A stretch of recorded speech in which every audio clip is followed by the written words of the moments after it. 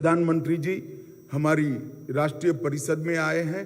हम सब खड़े होकर प्रधानमंत्री जी के सम्मान में ढेर सारी तालियां बजाकर समग्र देश में संदेश देंगे।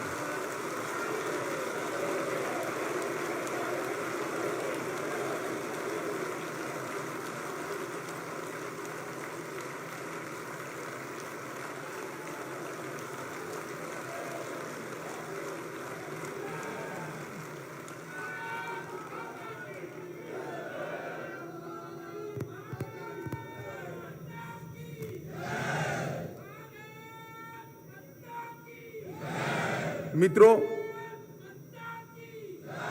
भारतीय सहकारी महासम्मेलन हम सब जानते हैं, भारतीय सहकारी संघ ने आहूत किया है। भारतीय सहकारी संघ एक प्रकार से सहकारिता क्षेत्र की सर्वोच्च संस्था है और दिलीप भाई सांघानी के नेतृत्व में मेरा ये जो 2 साल का अनुभव आया है, हर इनिशिएटिव को, हर बदलाव को, हर पहल को पैक्स से लेकर एपेक्स तक पहुंचाने में सहकारिता संघ ने बहुत अच्छा तालमेल भी बिठाया है और प्रयास भी किया है। आज जब हम यहाँ सब आए हैं, तब मैं सहकारिता साथियों को ये कहना चाहता हूँ कि 125 साल पुराना ये आंदोलन, इसने देश को अब तक काफी कुछ दिया है। ये सदी में हमने ढेर सारा उपलब्धियों को प्राप्त किया है, मगर विगत 25-30 साल से हमारा क्षेत्र एक ठहराव की अनुभूति कर रहा था। हमने ढेर सारे अचीवमेंट करे हैं, जैसे मैंने कहा, कृषि वितरण, ऋण वितरण की अर्थव्यवस्था में हम लगभग 29% का हिस्सा सहकारी आंदोलन का है। उर्वरक के वितरण में 35% का हिस्सा सहकारिता आंदोलन का है। उर्वरक के उत्पादन में 25% का हिस्सा सहकारी क्षेत्र का है। चीनी के उत्पादन में 35% से ज्यादा हिस्सा सहकारिता क्षेत्र का है। स्पिंडल के क्षेत्र में लगभग 30% स्पिंडल देश में सहकारी संस्थाओं के माध्यम से चलते हैं। दूध की खरीदी, बिक्री और उत्पादन में हमारा हिस्सा 15% को छू रहा है। गेहूं की खरीदी में 13%, धान की खरीदी में 20% और ढेर सारी क्रेडिट कोऑपरेटिव सोसाइटियां, हाउसिंग कोऑपरेटिव सोसाइटियां, मत्स्य उत्पादन समितियां और कोऑपरेटिव बैंक्स, इसके माध्यम से विशेषकर छोटे वर्ग की आजीविका के लिए सहकारी क्षेत्र के आंदोलन ने बहुत सारा हमने किया है। आज ये सहकारिता महासम्मेलन से देश भर की सहकारिता हमसे अपेक्षा कर रही है कि हमने, मोदी जी ने जो आज़ादी के अमृत काल की व्याख्या की है, आज़ादी के अमृत महोत्सव से लेकर आज़ादी की शताब्दी तक की, ये 25 साल गत सदी में हमने जो योगदान देश के विकास में किया है, उससे ज्यादा योगदान ये 25 साल में करने का संकल्प आज इस सहकारिता सम्मेलन में हमने करना है। आज हमने यहां से तय कर जाना है कि सहकारिता के साथ युवाओं को जोड़ेंगे, सहकारिता को साथ महिलाओं को जोड़ेंगे और सहकारिता के माध्यम से गरीब व्यक्ति की अपने घर की अर्थव्यवस्था को समृद्ध करने का हम प्रयास करेंगे। सहकारिता का विकास सिमेट्रिक करने के लिए भी हमने इसी सम्मेलन के बाद चिंता करनी है। ढेर सारा काम हुआ है, मगर बहुत काम बाकी भी है। नए क्षेत्रों को भी सहकारिता के साथ हमने समाहित करना है और कंप्यूटराइजेशन, मॉडर्नाइजेशन और एक खुलापन ये सहकारिता के अंदर आए, इसके लिए सेल्फ डिसिप्लिन से सुधारों को हमने स्वीकारना पड़ेगा। इस दिशा में भी हम आगे बात करेंगे। मित्रों, मोदी जी के नेतृत्व में हमने ढेर सारे इनिशिएटिव सहकारिता के क्षेत्र में लिए हैं। सबसे पहले संवैधानिक ढांचे के भीतर राज्य और केंद्र के अधिकारों को खलल करे बगैर सहकारिता कानून में समानता लाने का एक प्रयास नरेंद्र मोदी सरकार ने किया। और मोदी जी के इनिशिएटिव से multi state cooperative society act में संशोधन का काम संसद की संसदीय समिति ने सर्वानुमत से करा है। ढेर सारा कंसल्टेशन आप लोगों के साथ भी हुआ है और इसी सत्र के अंदर ये कानून आने वाला है। इसके साथ साथ पैक्स के कानून, पैक्स के उपनियम, बायलॉज समग्र देश में अलग अलग थी। इसके अंदर एक वाक्यता लाने के लिए सहकारिता मंत्रालय ने पैक्स के बायलॉज को बनाकर सभी राज्यों और केंद्र शासित प्रदेशों को एडवाइजरी के रूप में भेजा। मुझे कहते हुए आनंद है कि 26 राज्य और केंद्र शासित प्रदेशों ने पैक्स के कानून को, उपनियमों को स्वीकार कर लिया है। देश के 85% पैक्स इस सितंबर के बाद एक ही बायलॉज से चलेंगे और उसके माध्यम से हमने पैक्स को बहुआयामी बनाने का काम किया है। पैक्स अब डेयरी का भी काम कर सकेंगे, पैक्स अब मछुआरा समिति का भी काम कर सकेंगे। इससे पैक्स का एक्सपांशन बहुत सरल हो जाएगा और ढेर सारी गतिविधियों को हमने पैक्स के साथ जोड़ा है, जैसे कॉमन सेवा केंद्र, जिससे पैक्स को वायबल बनाने में तो लाभ होगा ही होगा, मगर पैक्स एक प्रकार से ग्रामीण सुविधा का आत्मा बन जाएगा। रिटेल आउटलेट को बदलने में भी हमने इनिशिएटिव लिए हैं। एक बहुत बड़ी खाद्यान्न भंडारण योजना भी प्रधानमंत्री जी ने अभी अप्रूव की है। हम इसको ट्रायल बेस पर सभी राज्यों में एक एक पैक्स को ले रहे हैं। इससे हमारा भंडारण व्यवस्था में अगर ये योजना हम सब मिलकर सफल करते हैं, मुझे विश्वास है होगी ही सफल, तो भंडारण व्यवस्था में कोऑपरेटिव की हिस्सेदारी 35% से ज्यादा अगले 5 साल के अंदर होगी। इससे आप समझ सकते हैं पैक्स कितने वायबल होंगे। हमने देश भर की कोऑपरेटिव का एक डेटाबेस बनाया है जिसका 90% काम समाप्त हो चुका है।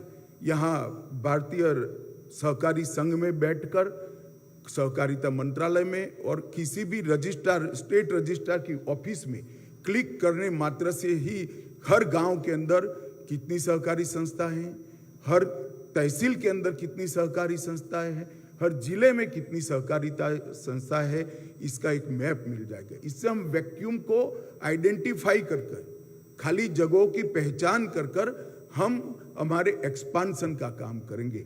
अगले 3 साल के अंदर हमने लक्ष्य रखा है कि अभी जो 85,000 पैक्स है, इसके जगह अगले 3 साल में ये देश की हर पंचायत में पैक्स होगा। मतलब 3 लाख पैक्स इस देश के अंदर अस्तित्व में आएंगे। तभी जाकर सहकारिता का खाका बहुत मजबूत होगा। जेम प्लेटफॉर्म पर क्रेता के रूप में और मार्केटिंग के लिए, दोनों के लिए जेम से हमें मंजूरी देने का काम माननीय प्रधानमंत्री जी ने किया है और ढेर सारे इनिशिएटिव लिए हैं। गैस की एजेंसियों के लिए भी क्षेत्र को खोला है, पेट्रोल पंप के लिए भी खोला है। 1100 नए एफपीओ पैक्स के माध्यम से बन रहे हैं और अब खाद्य वितरण में भी पैक्स की भूमिका को हमारे खाद्य मंत्री मनसुख भाई मांडविया ने सुनिश्चित किया है।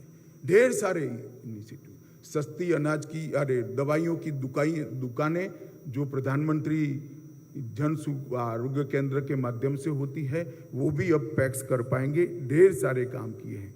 सालों से आयकर के कानून में हमें अन्याय होता था, कंपनी के साथ हमारी समानता नहीं थी। प्रधानमंत्री जी ने एक ही झटके में सारी असमानताओं दूर कर कंपनी के साथ कोऑपरेटिव को एक समान दर्जा दिया है। इससे हमारा बहुत बड़ा फायदा आने वाले दिनों में होने वाला है। शुगर मिलों के सालों से लंबित 15,000 करोड़ के टैक्स डिस्प्यूट और फ्यूचर में ये टैक्स डिस्प्यूट जनरेट न हो, इस तरह की व्यवस्था करी है। मैं आज सबको विनंती करना चाहता हूं कि बहुत जोर से ताली बजाकर इसका स्वागत करिए। 15,000 करोड़ रुपया, 15,000 करोड़ रुपया के टैक्स डिस्प्यूट को प्रधानमंत्री जी ने और वित्त मंत्री जी ने एक ही विधेयक से रिजॉल्व कर आगे पर इस तरह से डिस्प्यूट खड़े न हो, इसकी भी कानूनी व्यवस्था करी है। हम डेटाबेस के साथ साथ एक सहकारी नीति भी बनाना चाहते हैं जो अमृत काल के अंदर सहकारिता के एक्सपांशन का काम करेंगी। ट्रेनिंग, पारदर्शिता, ये दोनों पर भी बहुत थ्रस्ट देकर हम आगे बढ़ रहे हैं। हमने सहकारिता इनिशिएटिव बनाने के लिए भी अभी अंतर मंत्रालयीय डिस्कशन चालू किया है। कुछ ही समय में हम इस पर निर्णय कर पाएंगे, जिससे भारतीय राष्ट्रीय सहकारी संघ के तहत तहसील तक जो हमारी प्रशिक्षण की व्यवस्था है उसको मॉडर्नाइज कर एक ही प्रोग्राम के तहत, एक ही अभ्यासक्रम के तहत समग्र देश के अंदर डेयरी के क्षेत्र के विशेषज्ञ बाहर निकलेंगे, बैंकिंग के निकलेंगे, कंप्यूटराइजेशन के निकलेंगे, सहकारिता क्षेत्र के भी हमारे सिद्धांतों को समझने वाले युवा इससे बाहर निकलेंगे। एक मल्टी डायमेंशनल एजुकेशन का प्रोग्राम इस यूनिवर्सिटी के माध्यम से हम हाथ धरेंगे। ये यूनिवर्सिटी का काम इसलिए सरल है कि आज देश में सहकारिता क्षेत्र में प्रशिक्षण की लगभग 630 संस्थाएं वैसे ही काम कर रही, उसको एक एक्सटेंशन बनाकर ये यूनिवर्सिटी बहुत सुचारू रूप से काम करेगी और एक समान कोर्स होने के कारण देश भर के सहकारिता आंदोलनों को गति मिलेगी। मित्रों, मैं ज़्यादा कहना नहीं चाहता। मैं प्रधानमंत्री जी का बहुत बहुत धन्यवाद देना चाहता हूं कि सहकारिता मंत्रालय की जरूरत को वो इतना ही समझते हैं जितना मैं और आप समझते हैं।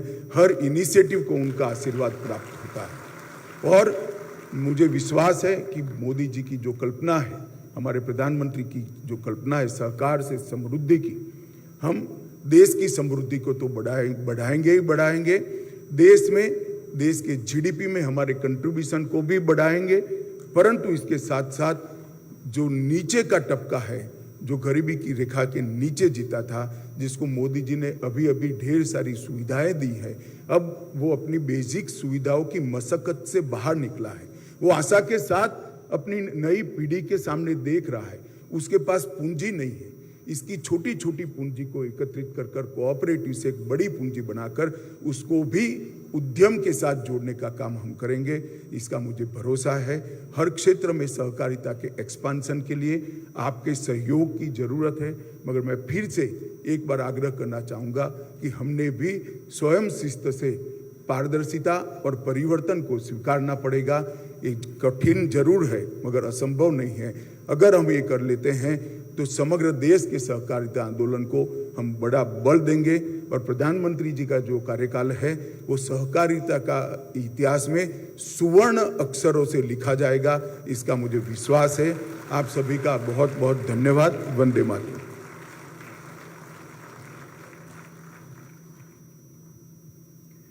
आज के महासम्मेलन के अध्यक्ष माननीय गृह एवं सहकारिता मंत्री जी का अत्यंत ऊर्जावान एवं प्रेरणादायक संबोधन के लिए बहुत बहुत आभार। देवी और सज्जनों, भारतीय राष्ट्रीय सहकारी संघ ने सहकारिता क्षेत्र में महत्वपूर्ण बदलाव लाने के लिए ई कॉमर्स वेबसाइट एवं एडवाइजरी पोर्टल विकसित किए हैं। माननीय प्रधानमंत्री जी से सादर अनुरोध, कृपया रिमोट का बटन दबाकर इन ई पोर्टल्स का विमोचन करें। माननीय प्रधानमंत्री महोदय।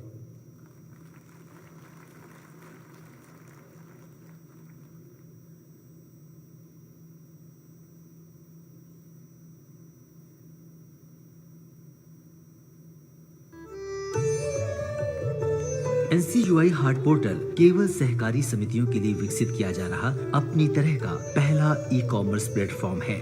NCUI हाट प्रोजेक्ट तैयार करने के लिए गूगल समर्थित स्टार्टअप कंपनी को सूचीबद्ध किया गया है, जिससे पोर्टल का निर्माण और प्रचार प्रसार हो सकेगा। ऑनलाइन बाजार उपलब्ध कराने के अलावा NCUI हाट पोर्टल सहकारी समितियों को उत्पादों के पंजीकरण, ब्रांडिंग और प्रचार में प्रशिक्षण देने के साथ ही डेटा विश्लेषण के माध्यम से बिक्री बढ़ाने में सुविधा प्रदान करेगा। NCUI पोर्टल व्यवसाय वृद्धि के लिए नई तकनीकी और सहकारी समितियों के बीच सूचनाओं के आदान प्रदान के लिए एक मंच उपलब्ध कराएगा। NCUI हाट पोर्टल सरकार द्वारा शुरू की गई सामाजिक कल्याण योजनाओं के साथ साथ अन्य सेवाओं का लाभ उठाने के लिए प्रशिक्षण सहायता भी प्रदान करेगा। पोर्टल पर ऑन बोर्डिंग के साथ साथ सभी प्रशिक्षण और सहायता निःशुल्क प्रदान की जाएगी। Cooperative extension and advisory services portal अपनी तरह का पहला ऑनलाइन प्लेटफॉर्म है जो लर्निंग मैनेजमेंट सिस्टम और कोऑपरेटिव रिसोर्स सेंटर से मिलकर बना है। सहकारी प्रबंधन के विभिन्न पहलुओं पर ऑनलाइन पढ़ाई करने का ये पहला ऑनलाइन प्लेटफॉर्म है जो युवाओं और महिलाओं को शिक्षित करेगा और जीवंत भारत के लिए सहकार से समृद्धि के सपने को साकार करेगा। विमोचन के लिए बहुत बहुत धन्यवाद मान्यवर। एनसीयूआई सहकारिता मंत्रालय द्वारा की गई विभिन्न ऐतिहासिक पहलों के माध्यम से सहकारिता आंदोलन को सशक्त बना रहा है। इस गौरवशाली अभियान की कुछ झलकियां देखते हैं, आइए इस लघु फिल्म के माध्यम से। Please sit back and admire.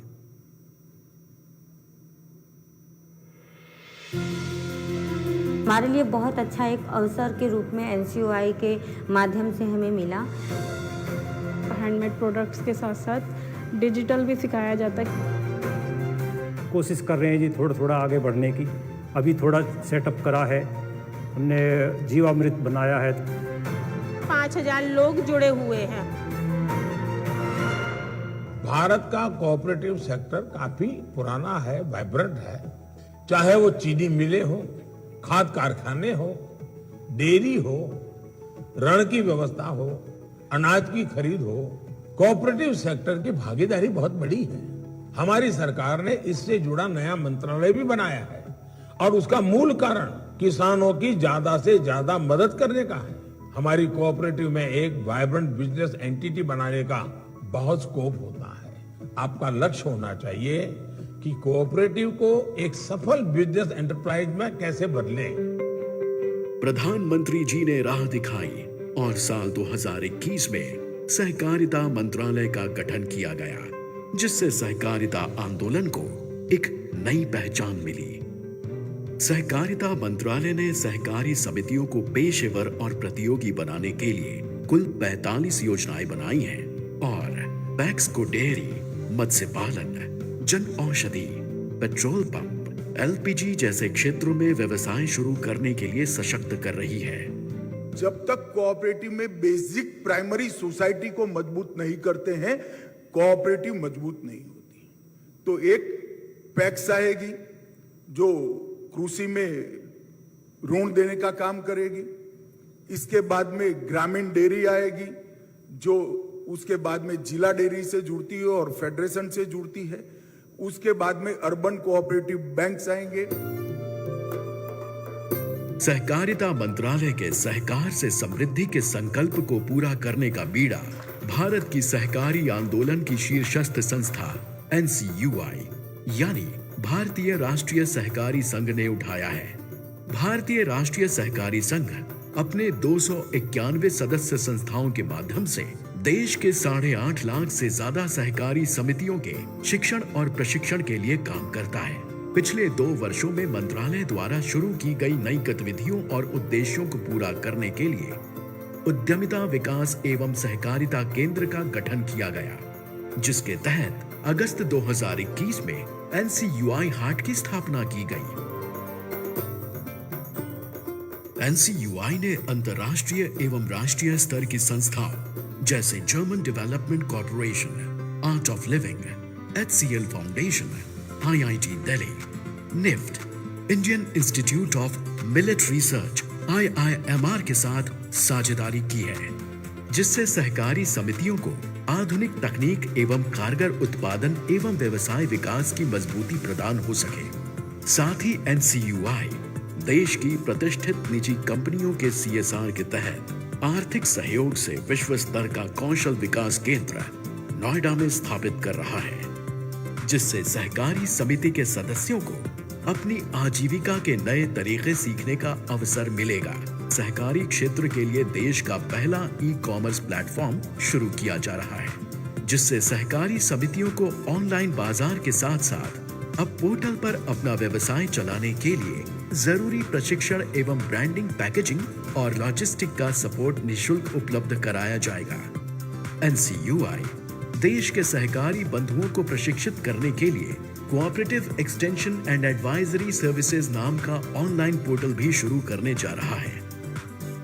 आइए हम सभी सहकार बंधु मिलकर भारत सरकार के सहकार से समृद्धि के संकल्प को साकार करने हेतु सहकारिता मंत्रालय और भारतीय राष्ट्रीय सहकारी संघ के नए उपक्रमों को सफल बनाने में अपनी भागीदारी निभाएं। ये थी सहकारिता की नई विकास यात्रा को दर्शाती लघु फिल्म। देवी और सज्जनों, इस नवनिर्मित भव्य प्लेनरी हॉल में मौजूद सहकारिता परिवार के हजारों लोगों के अलावा डिजिटल माध्यम द्वारा आज के इस अभूतपूर्व कार्यक्रम से जुड़े करोड़ों सहकारिता साथी माननीय प्रधानमंत्री जी के दिव्य उद्बोधन के लिए उत्सुक हैं, आह्लादित हैं, बेसब्री से प्रतीक्षारत हैं। आपसे करबद्ध आग्रह महोदय, अपने संबोधन से हमें अनुग्रहित करें, अपने आशीर्वचनों से हमारा मार्गदर्शन करें माननीय प्रधानमंत्री श्री नरेंद्र मोदी जी।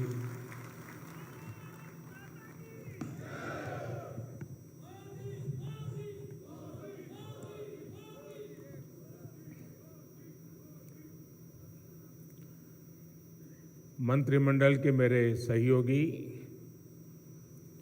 श्रीमान Amit Shah, national cooperative union के प्रेसिडेंट श्रीमान दिलीप संघानी, डॉक्टर चंद्रपाल सिंह यादव, देश के कोने कोने से जुड़े कोऑपरेटिव यूनियन के सभी सदस्य, हमारे किसान भाई बहन, अन्य महानुभाव, देवी और सज्जनों, आप सभी को 17वें भारतीय सहकारी महासम्मेलन की बहुत बहुत बधाई। मैं आप सभी का इस सम्मेलन में स्वागत करता हूं, अभिनंदन करता हूं। साथियों, आज हमारा देश विकसित और आत्मनिर्भर भारत के लक्ष्य पर काम कर रहा है और मैंने लाल किले से कहा है, हमारे हर लक्ष्य की प्राप्ति के लिए सबका प्रयास आवश्यक है और सहकार की स्पिरिट भी तो सबका प्रयास का ही संदेश देती है। आज अगर हम दूध उत्पादन में विश्व में नंबर 1 है तो इसमें डेयरी कोऑपरेटिव्स का बहुत बड़ा योगदान है। भारत अगर दुनिया के सबसे बड़े चीनी उत्पादक देशों में से एक है तो इसमें भी सहकारिता का बड़ा योगदान है। देश के बहुत बड़े हिस्से में कोऑपरेटिव्स छोटे किसानों का बहुत बड़ा संबल बनी है। आज डेयरी जैसे सहकारी क्षेत्र में लगभग 60% भागीदारी हमारी माताओं बहनों की है। इसलिए जब विकसित भारत के लिए बड़े लक्ष्यों की बात आई तो हमने सहकारिता को एक बड़ी ताकत देने का फैसला किया। हमने पहली बार, जिसका भी अमित भाई ने विस्तार से वर्णन किया, पहली बार सहकारिता के लिए अलग मंत्रालय बनाया, अलग बजट का प्रावधान किया। आज कोऑपरेटिव्स को वैसी ही सुविधाएं, वैसा ही प्लेटफॉर्म उपलब्ध कराया जा रहा है जैसा कॉरपोरेट सेक्टर को मिलता है। सहकारी समितियों की ताकत बढ़ाने के लिए उनके लिए टैक्स की दरों को भी कम किया गया है। सहकारिता क्षेत्र से जुड़े जो मुद्दे वर्षों से लंबित थे, उन्हें तेज गति से सुलझाया जा रहा है। हमारी सरकार ने सहकारी बैंकों को भी मजबूती दी है। सहकारी बैंकों को नई ब्रांच खोलनी हो लोगों के घर पहुंचकर बैंकिंग सेवा देनी हो, इसके लिए नियमों को आसान बनाया गया है। साथियों, इस कार्यक्रम से इतनी बड़ी संख्या में हमारे किसान भाई बहन जुड़े हैं। बीते 9 वर्षों में जो नीतियां बदली हैं, निर्णय लिए गए हैं, उनसे क्या बदलाव आया है, ये आप अनुभव कर रहे हैं। आप याद कीजिए, 2014 से पहले अक्सर किसानों की मांग क्या होती थी? किसान कहते थे कि उन्हें सरकार की मदद बहुत कम मिलती है, और जो थोड़ी सी मदद भी मिलती थी वो बिचौलियों के खाते में जाती थी। सरकारी योजनाओं के लाभ से देश के छोटे और मझले किसान वंचित ही रहते थे। पिछले 9 वर्षों में ये स्थिति बिल्कुल बदल गई है। आज देखिए, करोड़ों छोटे किसानों को पीएम किसान सम्मान निधि मिल रही है, और कोई बिचौलिया नहीं, कोई फर्जी लाभार्थी नहीं। बीते 4 वर्षों में इस योजना के तहत 2.5 लाख करोड़ रुपए, आप सब सहकारी क्षेत्र का नेतृत्व करने वाले लोग हैं, मैं आशा करूंगा कि इन आंकड़ों पर आप गौर करेंगे। 2.5 लाख करोड़ रुपए सीधे किसानों के बैंक खातों में भेजे गए। ये कितनी बड़ी रकम है, इसका अंदाजा आप एक और आंकड़े से अगर मैं तुलना करूंगा तो आप आसानी से लगा सकेंगे। 2014 से पहले के 5 वर्षों के कुल कृषि बजट ही मिला दें, 5 साल का एग्रीकल्चर बजट, तो वो 90,000 करोड़ रुपए से कम था। 90,000 से कम, यानी तब पूरे देश के कृषि व्यवस्था पर जितना खर्च तब हुआ, उसका लगभग 3 गुना हम सिर्फ एक स्कीम यानी पीएम किसान सम्मान निधि पर खर्च कर चुके हैं। साथियों, दुनिया में निरंतर महंगी होती खादों, केमिकल्स का बोझ किसानों पर ना पड़े, इसकी भी गारंटी, और ये मोदी की गारंटी है, केंद्र की भाजपा सरकार ने आपको दी है। आज किसान को यूरिया बैग, एक बैग का करीब करीब 270 रुपये से भी कम कीमत पर यूरिया की बैग मिल रही है। यही बैग बांग्लादेश में 720 रुपये में, पाकिस्तान में 800 रुपये में, चीन में 2100 रुपये में, और भाइयों बहनों, अमेरिका जैसे विकसित देश में इतना ही यूरिया 3,000 रुपये से अधिक में किसानों को मिल रहा है। मुझे नहीं लगता है कि आपके गले बात उतर रही है।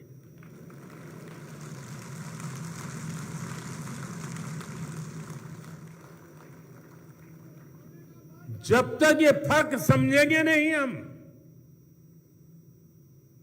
आखिरकार गारंटी क्या होती है, किसान के जीवन को बदलने के लिए कितना महाभगीरथ प्रयास जरूरी है, इसके इसमें दर्शन होते हैं।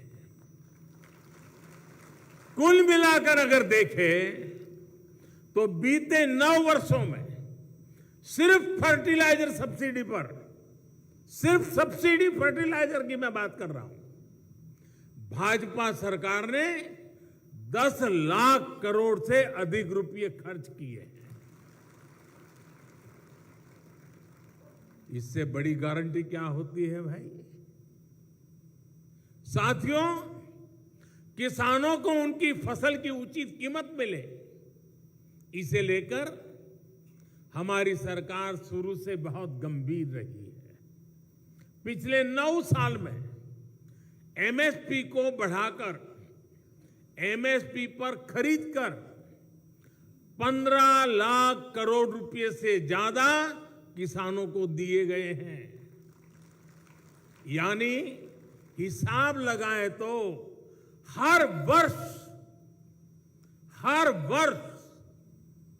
केंद्र सरकार आज 6.5 लाख करोड़ रुपए से अधिक खेती और किसानों पर खर्च कर रही है, जिसका मतलब है कि प्रति वर्ष हर किसान तक सरकार औसतन 50,000 रुपये किसी न किसी रूप में उसे पहुंचा रही है। यानी भाजपा सरकार में किसानों को अलग अलग तरह से हर साल 50,000 रुपया मिलने की गारंटी है। ये मोदी की गारंटी है। और मैं जो किया है वो बता रहा हूं, वादे नहीं बता रहा हूं। साथियों, किसान हितैषी अप्रोच को जारी रखते हुए कुछ दिन पहले एक और बड़ा निर्णय लिया गया है। केंद्र सरकार ने किसानों के लिए 3,70,000 करोड़ रुपए का एक पैकेज घोषित किया है। यही नहीं, गन्ना किसानों के लिए भी उचित और लाभकारी मूल्य अब रिकॉर्ड 315 रुपए प्रति क्विंटल कर दिया गया है। इससे 5 करोड़ से अधिक गन्ना किसानों को और चीनी मिलों में काम करने वाले लाखों श्रमिकों को सीधा लाभ होगा। साथियों, अमृत काल में देश के गांव, देश के किसान के सामर्थ्य को बढ़ाने के लिए अब देश के कोऑपरेटिव सेक्टर की भूमिका बहुत बड़ी होने वाली है। सरकार और सहकार मिलकर विकसित भारत, आत्मनिर्भर भारत के संकल्प को डबल मजबूती देंगे। आप देखिए, सरकार ने डिजिटल इंडिया से पारदर्शिता को बढ़ाया, सीधा लाभ हर लाभार्थी तक पहुंचाया। आज देश का गरीब से गरीब व्यक्ति भी मानता है कि ऊपरी स्तर से भ्रष्टाचार और भाई भतीजावाद अब खत्म हो गया। अब जब सहकारिता को इतना बढ़ावा दिया जा रहा है तो ये आवश्यक है कि सामान्य जन, हमारा किसान, हमारा पशुपालक भी रोजमर्रा की जिंदगी में इन बातों को अनुभव करे और वो भी यही बात कहे। ये आवश्यक है कि सहकारी सेक्टर पारदर्शिता का, करप्शन रहित गवर्नेंस का मॉडल बने। देश के सामान्य नागरिक का कोऑपरेटिव पर भरोसा और अधिक मजबूत हो। इसके लिए आवश्यक है कि जितना संभव हो डिजिटल व्यवस्था को सहकारिता में बढ़ावा मिले। कैश लेन देन पर निर्भरता को हमें खत्म करना है। इसके लिए अगर आप अभियान चलाकर प्रयास करेंगे और आप सब सहकारी क्षेत्र के लोग, मैंने आपका एक बहुत बड़ा काम कर दिया है, मंत्रालय बना दिया। अब आप मेरा एक बड़ा काम कर दीजिए, डिजिटल की तरफ जाना, कैशलेस, पूरा ट्रांसपेरेंसी। अगर हम सब मिलकर के प्रयास करेंगे तो जरूर तेजी से सफलता मिलेगी। आज भारत की पहचान दुनिया में अपनी डिजिटल लेन देन के लिए होती है। ऐसे में सहकारी समितियां, सहकारी बैंकों को भी इसमें अब अग्रणी रहना होगा। इससे ट्रांसपेरेंसी के साथ साथ मार्केट में आपकी एफिशिएंसी भी बढ़ेगी और बेहतर प्रतिस्पर्धा भी संभव हो सकेगी। साथियों, प्राथमिक स्तर की सबसे अहम सहकारी समिति यानी पैक्स अब पारदर्शिता और आधुनिकता का मॉडल बनेगी। मुझे बताया गया है कि अभी तक 60,000 से ज्यादा पैक्स का कंप्यूटराइजेशन हो चुका है और इसके लिए मैं आपको बधाई देता हूं।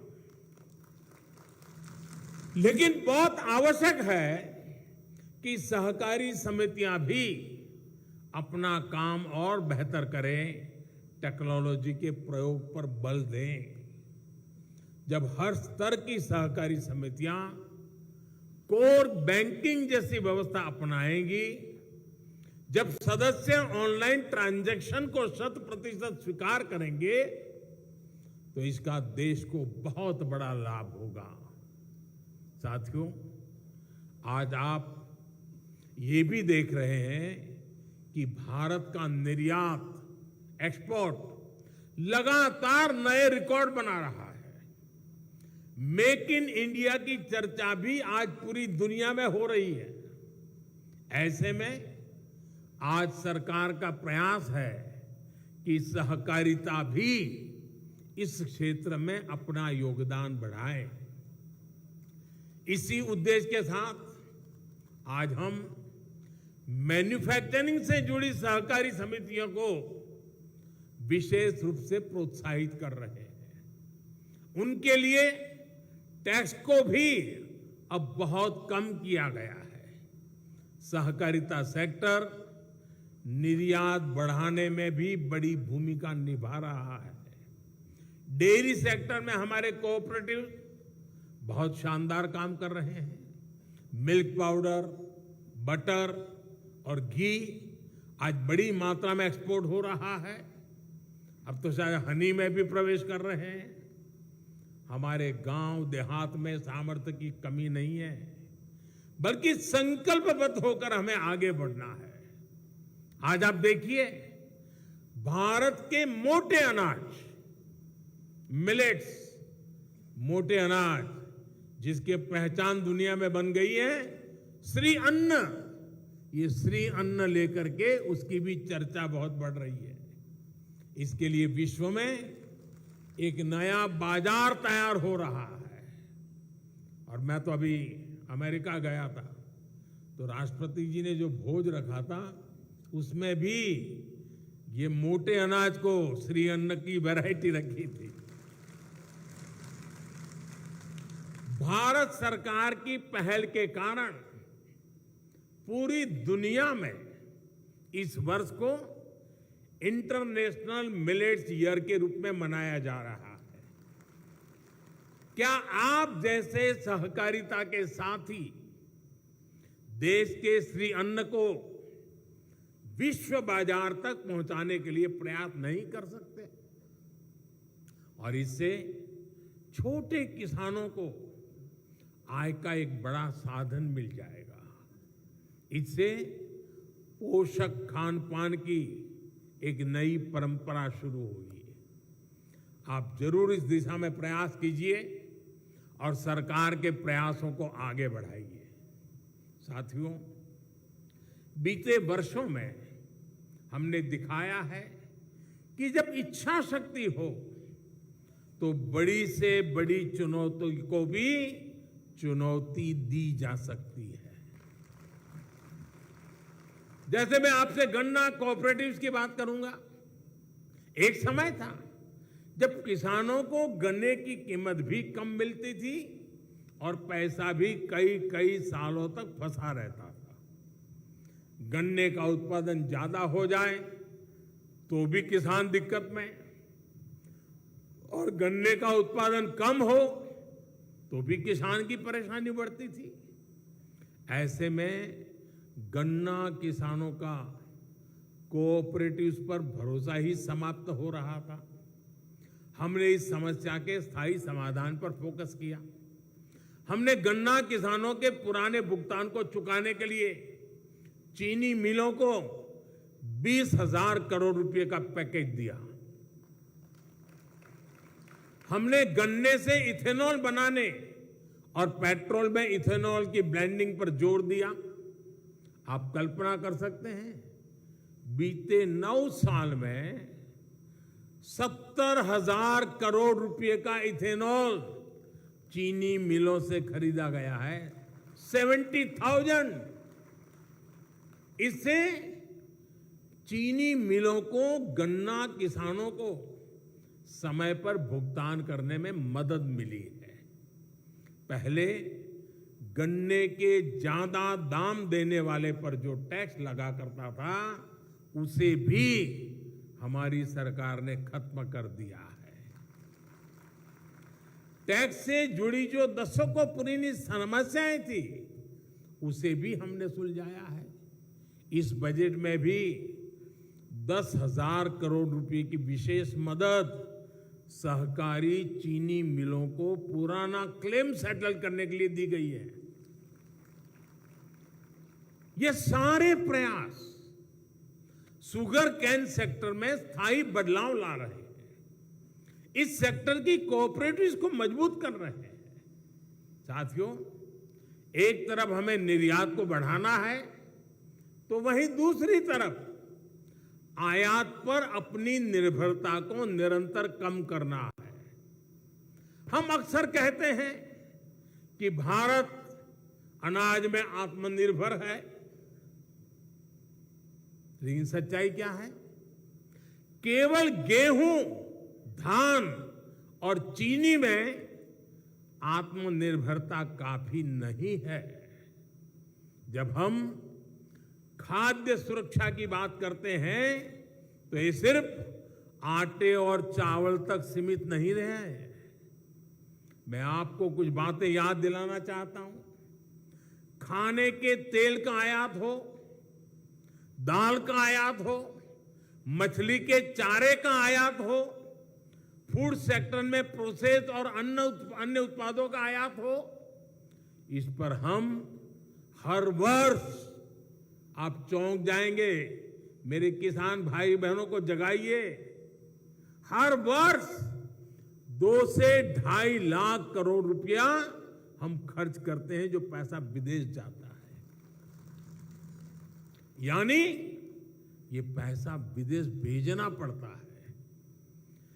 ये भारत जैसे अन्न प्रधान देश के लिए क्या सही बात है क्या?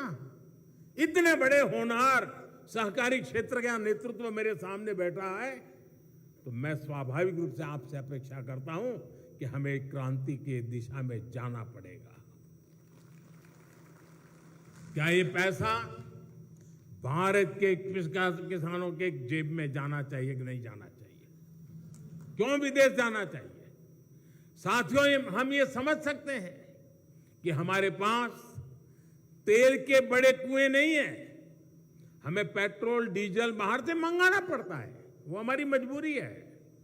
लेकिन खाने के तेल में, उसमें तो आत्मनिर्भरता संभव है। आपको जानकारी होगी कि केंद्र सरकार ने इसके लिए मिशन मोड में काम किया है। जैसे एक मिशन पाम ऑयल शुरू किया है, पामोलिन की खेती, पामोलिन का तेल उसे उपलब्ध हो। उसी प्रकार से तिलहन के फसलों को बढ़ावा देने के लिए बड़ी मात्रा में इनिशिएटिव लिए जा रहे हैं। देश की कोऑपरेटिव संस्थाएं इस मिशन की बागडोर थाम लेगी तो देखिएगा कितनी जल्दी हम खाद्य तेल के मामले में आत्मनिर्भर हो जाएंगे। आप किसानों को जागरूक करने से लेकर प्लांटेशन टेक्नोलॉजी और खरीदी से जुड़ी हर प्रकार की जानकारी, हर प्रकार की सुविधाएं दे सकते हैं। साथियों, केंद्र सरकार ने एक बहुत बड़ी योजना फिशरीज सेक्टर के लिए शुरू की है। पीएम मत्स्य संपदा योजना से आज मछली के उत्पादन में बहुत प्रगति हो रही है। देश भर में जहां भी नदियां हैं, छोटे तालाब हैं, इस योजना से ग्रामीणों को, किसानों को आय का अतिरिक्त साधन मिल रहा है। इसमें लोकल स्तर पर फीड उत्पादन के लिए भी सहायता दी जा रही है। आज 25,000 से ज्यादा सहकारी समितियां फिशरीज सेक्टर में काम कर रही हैं। इससे फिश प्रोसेसिंग, फिश ड्राइंग और fish curing, fish storage, fish Canning, fish transport, ऐसे अनेक काम उनको आज ऑर्गेनाइज वे में बल मिल रहा है। मछुआरों का जीवन बेहतर बनाने में और रोजगार निर्माण में मदद मिली है। पिछले 9 वर्षों में इनलैंड फिशरीज में भी 2 गुनी वृद्धि हुई है। और जैसे हमने सहकारिता मंत्रालय अलग बनाया, उससे एक नई ताकत खड़ी हुई है, वैसे ही लंबे समय से एक मांग थी देश को फिशरीज के लिए अलग मंत्रालय बनाना चाहिए। वो भी हमने बना दिया, उसकी भी अलग बजट की व्यवस्था की और उस क्षेत्र के परिणाम नजर आने लगे हैं। इस अभियान को सहकारिता सेक्टर और विस्तार कैसे दे सकता है, इसके लिए आप सभी साथी आगे आए, यही मेरी आपसे अपेक्षा है। सहकारिता सेक्टर को अपनी पारंपरिक अप्रोच से कुछ अलग करना होगा। सरकार अपनी तरफ से हर प्रयास कर रही है।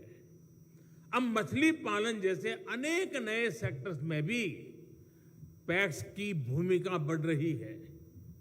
हम देश भर में 2 लाख नई मल्टीपर्पज सोसाइटी बनाने के लक्ष्य पर काम कर रहे हैं।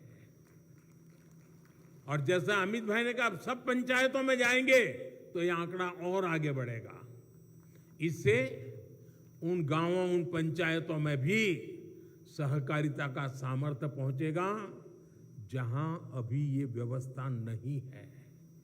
साथियों, बीते वर्षों में हमने किसान उत्पादक संघों यानी एफपीओज, उसके निर्माण पर भी विशेष बल दिया है। अभी देश भर में 10,000 नए एफपीओज के निर्माण पर काम चल रहा है और इसमें से करीब 5,000 बन भी चुके हैं।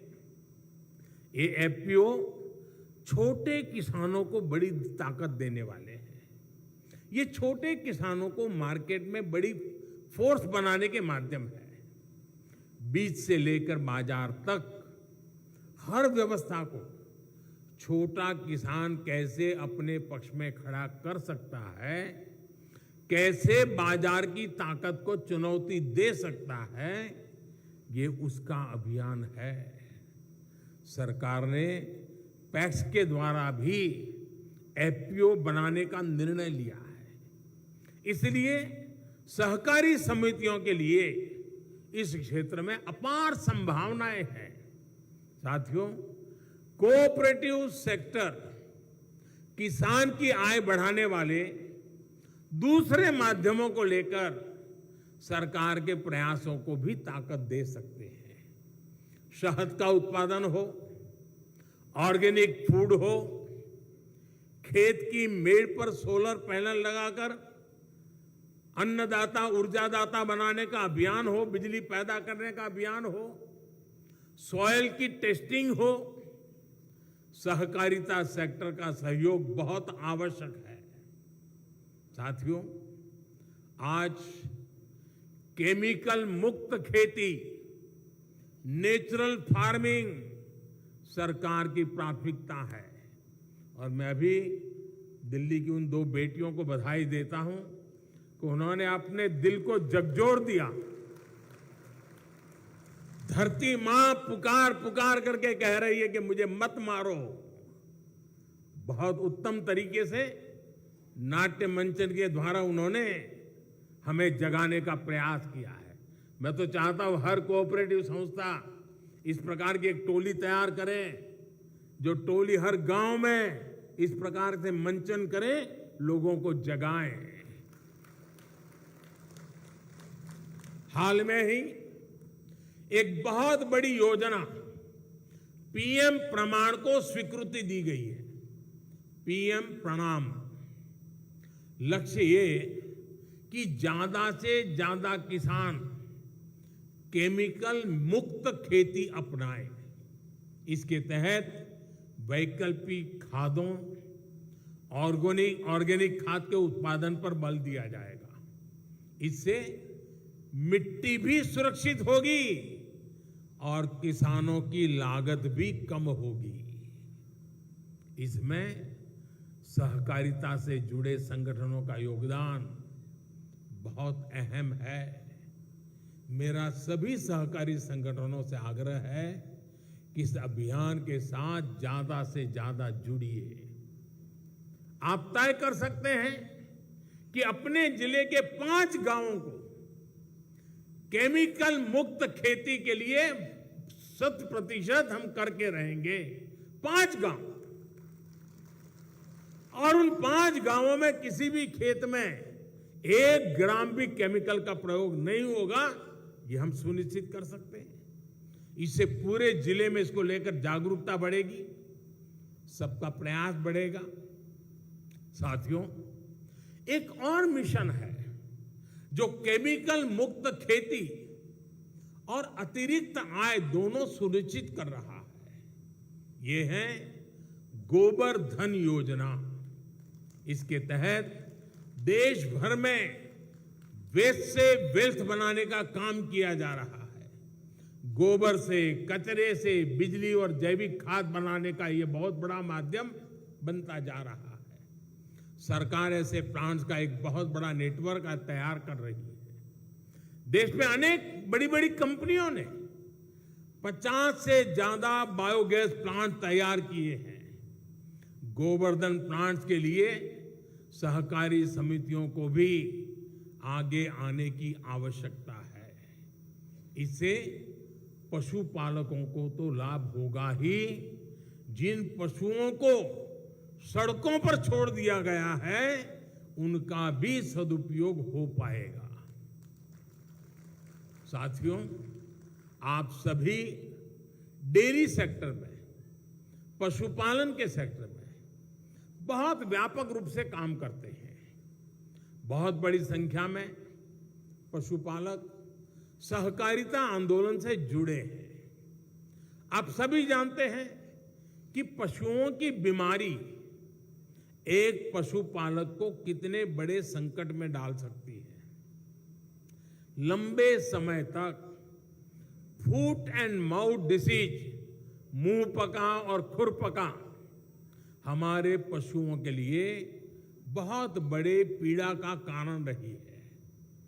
इस बीमारी के कारण हर साल हजारों करोड़ रुपए का नुकसान पशुपालकों को होता है। इसलिए पहली बार केंद्र सरकार ने, भारत सरकार ने इसके लिए पूरे देश में एक मुफ्त टीकाकरण अभियान चलाया है। हमें कोविड का मुफ्त वैक्सीन तो याद है, ये पशुओं के लिए भी उतना ही बड़ा मुफ्त वैक्सीन का अभियान चल रहा है। इसके तहत 24 करोड़ जानवरों का टीकाकरण किया जा चुका है, लेकिन अभी हमें एफएमडी को जड़ से खत्म करना बाकी है। टीकाकरण अभियान हो या फिर जानवरों की ट्रेसिंग हो, इसके लिए सहकारी समितियों को आगे आना चाहिए। हमें ये याद रखना होगा कि डेयरी सेक्टर में सिर्फ पशुपालक ही स्टेक होल्डर नहीं है। मेरी इस भावना का आदर करना साथियों, सिर्फ पशुपालक ही स्टेक होल्डर नहीं है, बल्कि हमारे पशु भी उतने ही स्टेक होल्डर है।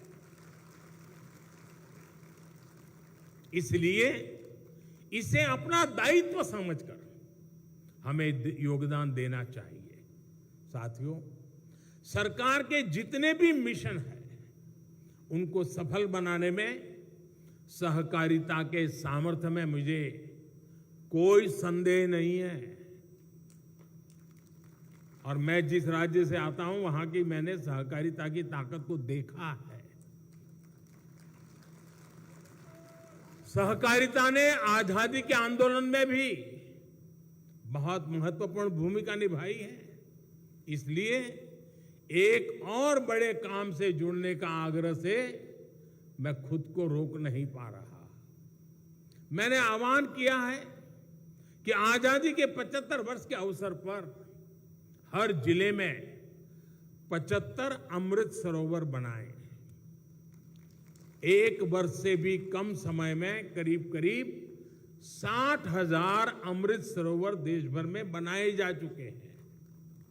बीते 9 वर्षों में सिंचाई हो या पीने का पानी हो, उसको घर घर खेत खेत पहुंचाने के लिए जो काम सरकार ने किए हैं, ये उसका विस्तार है।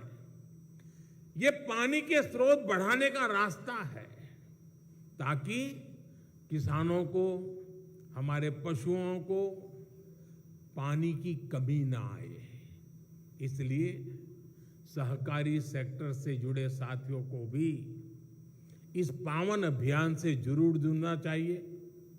आपकी किसी भी क्षेत्र की सहकारिता में एक्टिविटी हो, लेकिन आपकी क्षमता के अनुसार आप तय कर सकते हैं कि हमारी मंडली है, 1 तालाब बनाएगी, 2 बनाएगी, 5 बनाएगी, 10 बनाएगी। लेकिन हम पानी की दिशा में काम करें। गांव-गांव में अमृत सरोवर बनेंगे तो भावी पीढ़ियां हमें बहुत आभार के साथ याद करेगी।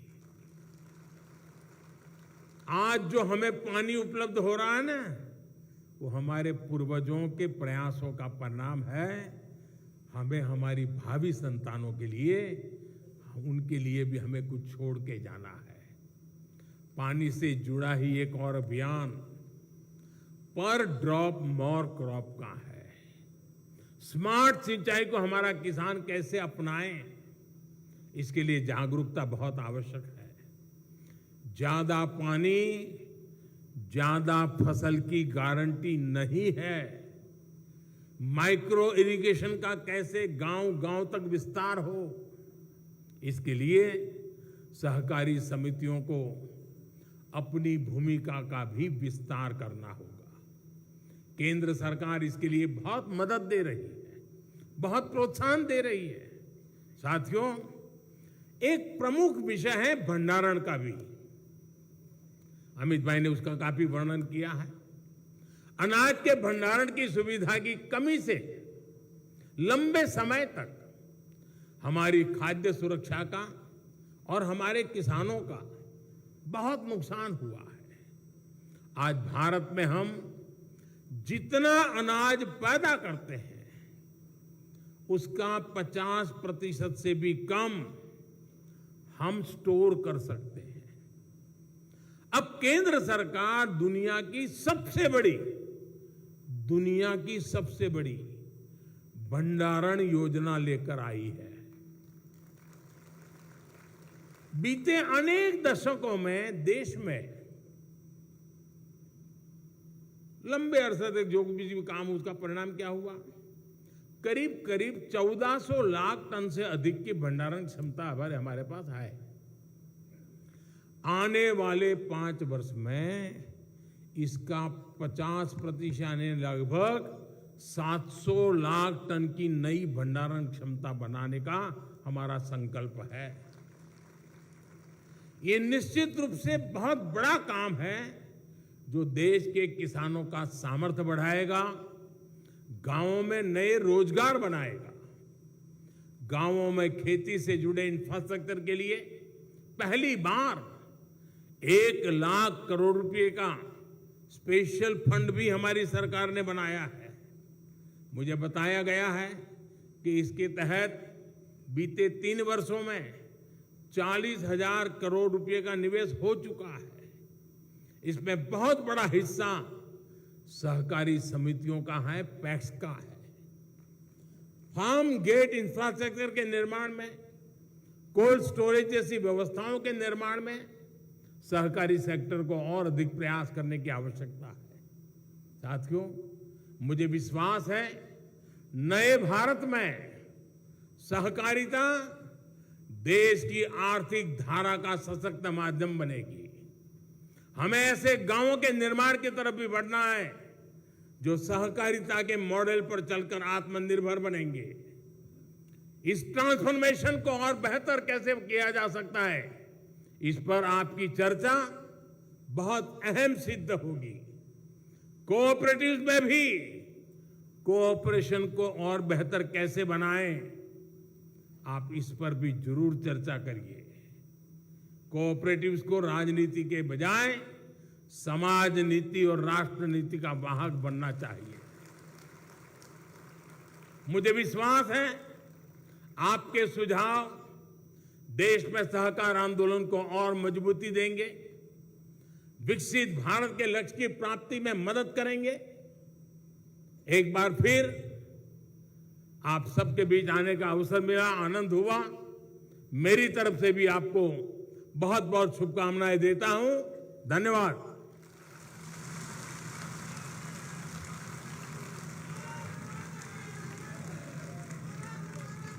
आपके ओजस्वी उद्गारों के लिए हृदय से